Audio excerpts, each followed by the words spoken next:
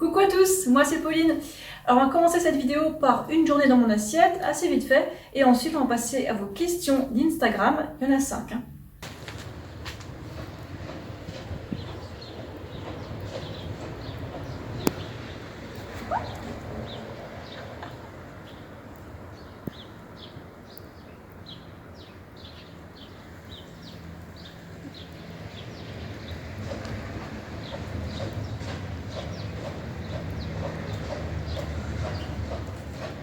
Après avoir bu plein d'eau, j'ai mangé mon premier repas de fruits, 4 pommes, 10 dattes soukari, un peu de chou romanesco et 2 grandes feuilles de laitue. Bien juteux, plein de vitamines et de minéraux, voilà, plein d'énergie. Et ensuite j'ai fait un peu de vélo. Et le prochain repas c'était à 11 h, donc un peu en avance parce que voilà, je fais 4 repas ce jour-là. Alors c'est simplement voilà, de la baguette, la bonne vieille baguette, la banette en fait, avec une galette de seitan qui est à base de blé, hein, et du ketchup, voilà, sans se prendre trop la tête. Et aussi un petit peu de poivre. Ensuite à 14 h, repas suivant, et là je mangeais la deuxième moitié de ma baguette avec de la confiture d'églantine.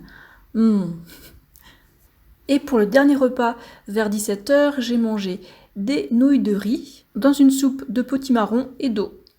Et j'ai salé avec de la sauce soja. C'est tout. Alors on fait un petit bilan de la journée rapidement. Donc j'ai bu 3 litres d'eau, c'est ce que je fais d'habitude, hein. Même en hiver si j'en ressens le besoin. Et donc 4 repas, un à 8 h, un à 11 h, un à 14 h et un à 17 h. Voilà. Donc des fruits, des féculents, des légumes et un peu de sucre. J'ai consommé 2515 kcal, en théorie, hein, et brûlé 2359 kcal.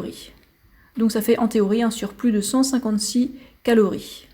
Au total, j'ai mangé 69,5 g de protéines, 474,3 g de glucides et 10,3 g de graisse. J'ai compté tout ça pour vous montrer ce que je fais, hein. Je fais pas ça tous les jours parce que c'est laborieux et pas forcément utile, mais c'est bien de savoir le faire pour avoir des repères et savoir à peu près ce qu'on fait. Voilà. Première question, consommes-tu de l'alcool? Non, j'ai arrêté, je crois que mon dernier verre c'était fin 2011. La choucroute, non, je déteste la choucroute, j'ai toujours détesté ça. D'ailleurs, l'alcool, j'ai aussi toujours détesté ça, sauf que à un moment, je me suis convaincue qu'il fallait faire comme tout le monde, donc j'essaie de m'éduquer, avoir ce truc immonde, et j'ai arrêté parce que c'était pas bon pour moi. Voilà. Du tempeh, est-ce que tu manges du tempeh? Je déteste ça aussi. Le vinaigre, pareil, je l'évite, je déteste ce truc. Bon, c'est quelques petites gouttes dans un produit, ça passe, mais sinon, ça, non. Et les cornichons, est-ce que tu manges des cornichons? Non plus, j'aime pas les cornichons. Par contre, j'adore les concombres, vous savez, la version fraîche, non saumurée, non vinaigrée, quoi. Donc en fait, le point commun de tous ces aliments, c'est que... Enfin, ces produits, c'est qu'ils sont tous fermentés, quoi. Et bon, on a quelques petites quantités fermentées, c'est pas très grave, mais alors... Consommer des trucs en grande quantité en tant que repas et boissons fermentés, moi j'évite, hein. En fait, je déteste globalement tous les aliments fermentés. Il y a juste la sauce soja que j'utilise en petite quantité et voilà, c'est tout. Et puis du ketchup où il y a un peu de vinaigre, sinon c'est tout. Donc je préfère éviter les aliments pourris, voilà, on va dire ça comme ça. Ensuite, est-ce que les œufs peuvent couvrir nos besoins en vitamine B12? Alors les œufs de poule, bon, il y a un peu de vitamine B12 dedans, mais bon, pas beaucoup, hein. Et si on voudrait couvrir nos besoins en vitamine B12 en mangeant des œufs, il faut en manger beaucoup.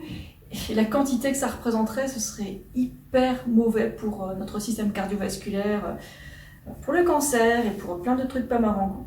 Donc ouais, manger des œufs, c'est pas une bonne idée pour la B12, hein. Par contre, prendre des compléments de B12, au moins c'est une valeur sûre, quoi. Et ça présente aucun danger, quoi. Même si on en prend trop. Ensuite... Mes selles ne sont pas formées, je ne sais pas pourquoi. Et qu'est-ce que je peux faire? Alors, dans ton cas, je ne sais pas, mais il y a plusieurs pistes que tu peux explorer, voir avec ou sans, si ça s'améliore. Alors, c'est possible que tu manges beaucoup trop de fibres, c'est possible, hein. Ou alors que tu fasses de la course à pied alors que tu as encore l'estomac plein. Ça peut faire une indigestion et puis ça ressort de manière un peu trop liquide. Ou alors, tu manges des protéines laitières, ce qui peut aussi causer... des problèmes de caca. Et sinon, ce qui peut aussi faire du caca mou ou de la diarrhée, c'est des mauvaises combinaisons alimentaires. Bon, j'ai déjà plein de contenus sur internet qui parlent de ça. Voilà, donc des pistes à voir. Peut-être que c'est pas ça, peut-être que c'est encore autre chose, mais voilà, c'est les trucs qui me paraissent le plus évidents a priori. Voilà. Ensuite, pourquoi utilises-tu du sucre raffiné plutôt que du sucre de coco? Juste un truc. Le sucre blanc raffiné que j'utilise, c'est 1 € le kilo. Le sucre de coco, c'est 15 € le kilo, environ. J'ai pas les moyens pour payer des trucs de bobo et je ne crois pas que ce soit utile de prendre du sucre super cher. Ça fait pas beaucoup de différence. Voilà, l'important c'est d'avoir mes glucides, que mes aliments aient bon goût et que j'ai assez de fibres chaque jour. Et puis voilà, je me prends pas la tête. Bon, sachez quand même que je suis végane depuis plus de 10 ans, donc les modes, je les ai vus passer et ben, je sais ce qui marche sur le long terme, quoi. Est-ce que tu as des astuces pour que les nouilles de riz ne collent pas? Alors, du début à la fin. Bon, évidemment, un peu comme pour les pâtes, on fait d'abord bouillir de l'eau, ensuite on rajoute les nouilles de riz.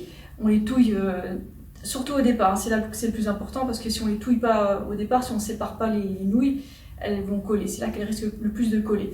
Ensuite on surveille la cuisson, une fois que c'est al dente, on les sort de l'eau, on met dans une passoire, ensuite on les rince à l'eau froide, ce qui arrête la cuisson, c'est important. Et ensuite il n'y a plus qu'à les servir avec ce qu'on veut, avec d'autres aliments ou dans une sauce, dans une soupe. Moi j'adore les manger dans une soupe de potiron pommes de terre, salée, c'est trop bon. Voilà, c'est tout simple, donc pour pas que ça colle, voilà, juste surveiller pas que... Il faudrait pas qu'elle cuise trop, et puis il faut arrêter la cuisson une fois que c'est al dente. Voilà. Pas besoin de les faire frire dans l'huile ou quoi que ce soit, quoi. Ou mettre de l'huile dans l'eau pour les faire bouillir, non pas du tout, quoi. Juste de l'eau et puis la cuisson qui s'arrête à temps. Ok, c'est tout pour aujourd'hui. Si ça vous a plu, pensez à laisser un petit pouce vers le haut et à vous abonner. Et si vous voulez vous lancer dans mon alimentation, j'ai des e-books pour ça, donc avoir la pratique et la théorie selon ce qui vous intéresse, et aussi des formations selon ce qui vous intéresse. Voilà. Et si vous avez d'autres questions, évidemment, vous pouvez les laisser là dans les commentaires en bas. Et voilà, je vous dis à bientôt pour une autre vidéo. Salut!